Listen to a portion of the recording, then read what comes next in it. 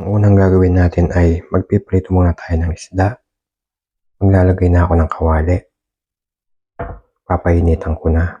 Pagkatapos, lalagay ako ng mantika. Ayan, maglalagay muna ako ng mantika.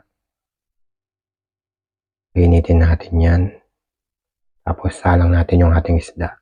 Sa mainit na mantika, ilalagay na po natin ang ating isda. Malaki yung isda. Hintik na hindi magkasya. At habang piniprito natin yan, prepare na natin ang ating mga ingredients na gagamitin. Ito ang ating mga ingredients na ating gagamitin. Dahon ng sibuyas, bawang, kamatis, at syempre yung ating gagamiting itlog. Itatabi ko muna sila at maghihiwa na tayo ng ating mga gagamitin. Unahin ko muna yung bawang. Titirisin ko lang. Tapos babalatan natin. Ayan o. At i-slice ko na. Pagkatapos susunod ko yung ating sibuyas.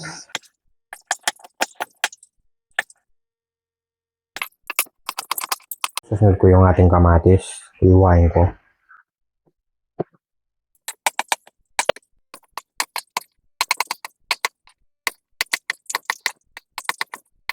Yan o, ganyan lang. Tapos hiwain ko yung ating dahon ng sibuyas. Hiwain ko lang ng mga maliliit. Konti lang naman gagamitin natin dito. At ibabalik ka rin ko muna yung ating piniprito. Dahan-dahan. Mabigat baka masira. Yun. Mag-umpisa na tayo mag-isa. Tapos maglalagay ako ng konting mantika. Mga 2 kutsara. At ilalagay ko na yung ating sibuyas.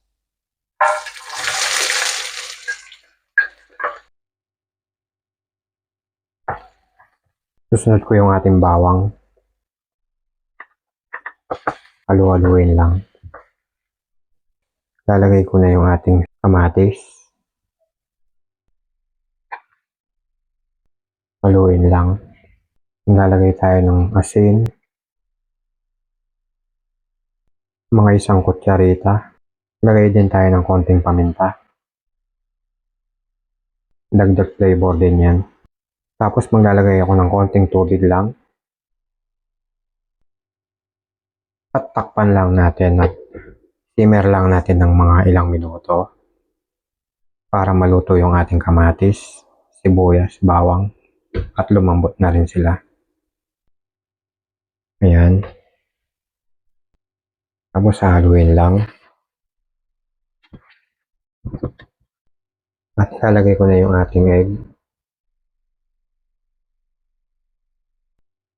Haluin lang.